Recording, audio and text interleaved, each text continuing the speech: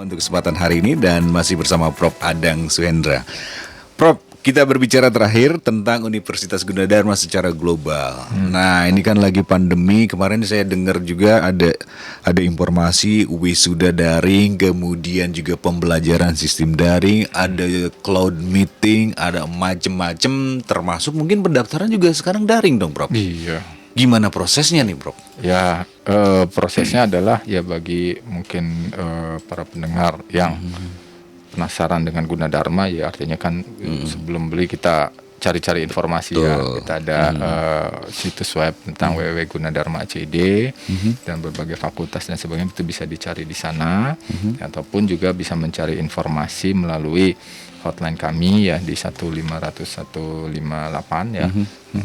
Bisa menghubungi itu hotline. Nah, kalau memang sudah ini ya kita bareng-bareng nanti bergabung gitu dengan melalui pendaftaran Gunadarma ACID. Jadi kalau yang tertarik untuk bergabung untuk ikut serta dalam artinya menuju ke masyarakat yang di masa depan ya dengan Universitas Gunadarma ini, silakan mendaftar secara online juga di pendaftaran.gunadarma.ac.id. Nah, di situ jelas ada petunjuk langkah bagaimana kita mendaftar ya. Kita mulai dari create account ya, kemudian nanti kita mengisi data, kemudian kita membayar formulir secara online ya, semuanya dilakukan secara online. Nah, di situ ada petunjuk-petunjuknya ya untuk memilih program studi yang kita minati, ya bisa juga dipilih di sana untuk melengkapi data. Jadi udah istilahnya udah serba online lah, dan juga ada helpdesk-nya kan di dalam sistem itu.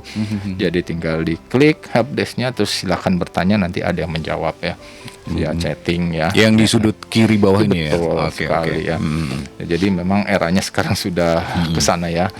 Sudah ke ya, karena tadi ya teknologi digital itu ya sudah memudahkan ya bagi kita untuk melakukan hal-hal yang dulu sifatnya offline ya, sekarang sudah online, didorong lagi dengan kebutuhan di era ini ya.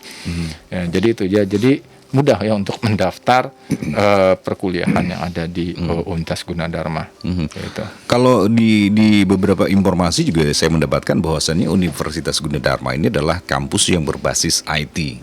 Artinya mungkin yang tadi Prof. Adang sebutkan juga tentang data, kemudian tentang artificial intelligence, kemudian informatika dan lain sebagainya. Nah, tapi di Gunadarma kan ada fakultas dan juga jurusan-jurusan lain yang non-IT.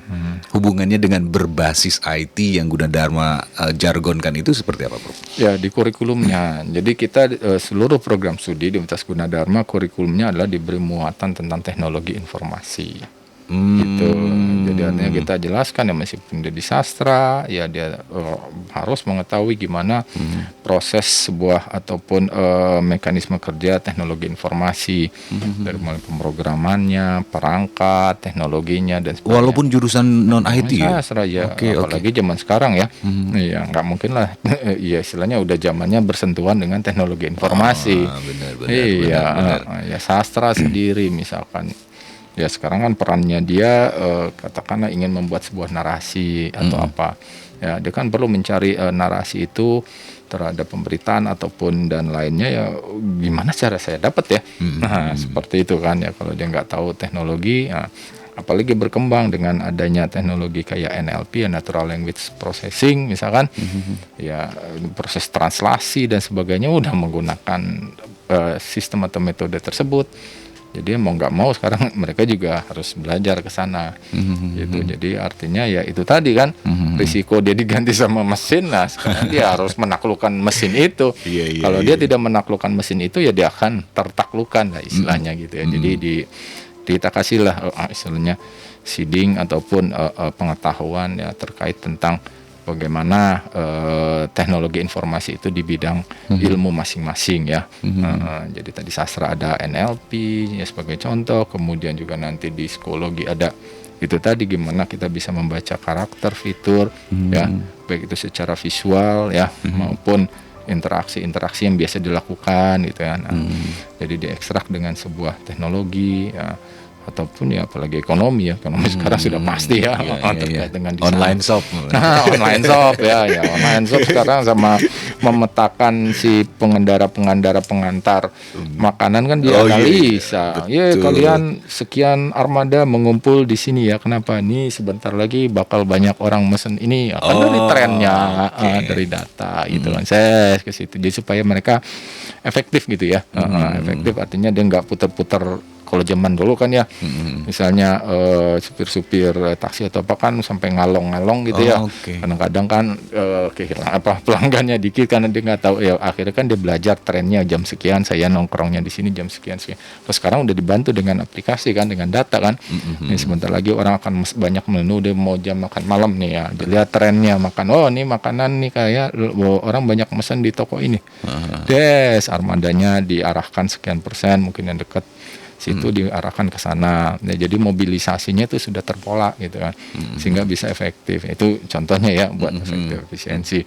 Nah, jadi ya artinya di sini makanya dengan fenomena seperti itu ya dulu kita menetapkan setiap program studi kita bekali itu, dan sekarang lebih diperkuat lagi dengan tadi mata kuliah unggulan di bidang artificial intelligence. Jadi teknologi informasinya sudah lebih difokuskan lagi ke artificial intelligence untuk seluruh program studi gitu.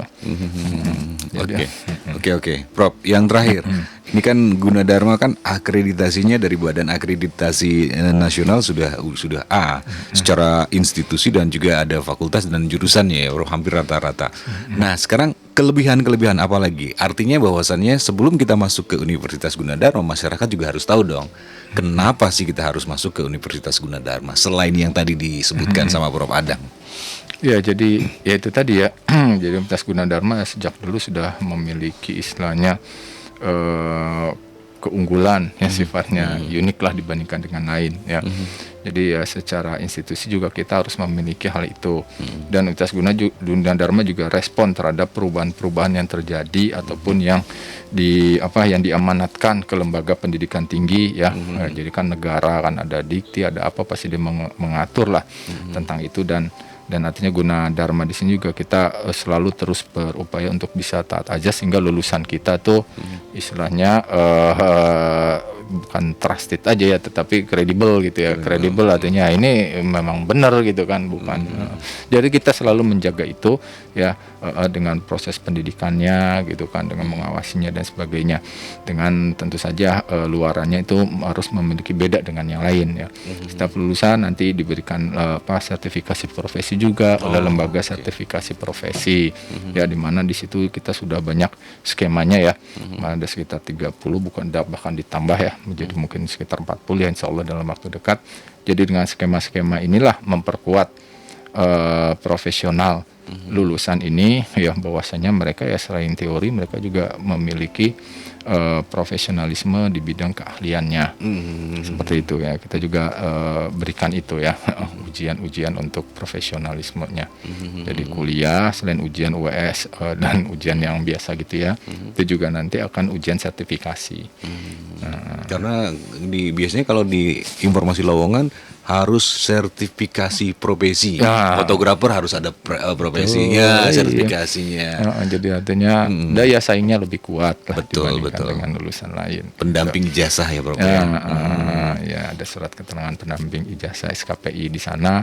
Di SKPI itu ya itu jadi istilahnya portofolio kita itu terekam di sana dan direkam di situ ya, sehingga orang bisa tahu kan. Ya bayangkan sekarang aja orang kalau mau ngelihat kerja yang ditanya selain ijazah segala macam, Facebooknya juga ditanya kan, Instagramnya juga ditanya. Artinya apa tuh, karakter dia, profesionalisme dia dilihat di situ.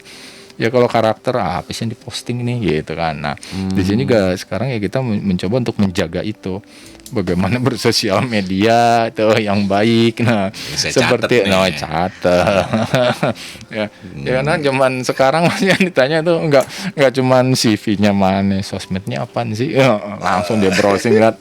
Wah ini aktif, jadi sekarang berbagai aspek itu si dunia kerja juga udah mencium ya. Nah maka dari situ kita keprofesionalismean itu coba kita terapkan juga di kurikulum gitu. Jadi siap. Jadi jangan curhat-curhat di Facebook, di sosial media, jangan ya Prof ya, ketahuan itu. Ya kalau curhatnya curhat positif sih mangga sih. Curhat yang lain-lain jangan ya Prof ya. dimakaikan etika sosial media. sosial media. Enggak, kata Bu Matrisa etika. Netiket ya. Netika. Betul. Kita beretika itu ya. Itu juga ya saat ini memang sangat dibutuhkan lah ya. Iya, betul. Net etik, betul. Prof Adang, terima kasih Prof. Sama-sama Kang Alvin. Salam buat teman-teman. Siap. Jangan bikin robot penyiar, Prof. Nanti profesi kita jadi hilang semuanya. Prof Adang, terima kasih ya sekali lagi. Iya. Dan terima kasih juga untuk teman-teman yang ada di 7 kota 3 provinsi yang sudah simak program acaranya Info Yuji. Jangan lupa Info Yuji ini hadir setiap hari Rabu dan juga Sabtu, disiarkan serentak di 7 stasiun Radio Mega Suara Network. Akhirnya saya yang bertugas Alvin Permadi segera undur diri. Terima kasih. Wassalamualaikum warahmatullahi wabarakatuh. Perbios.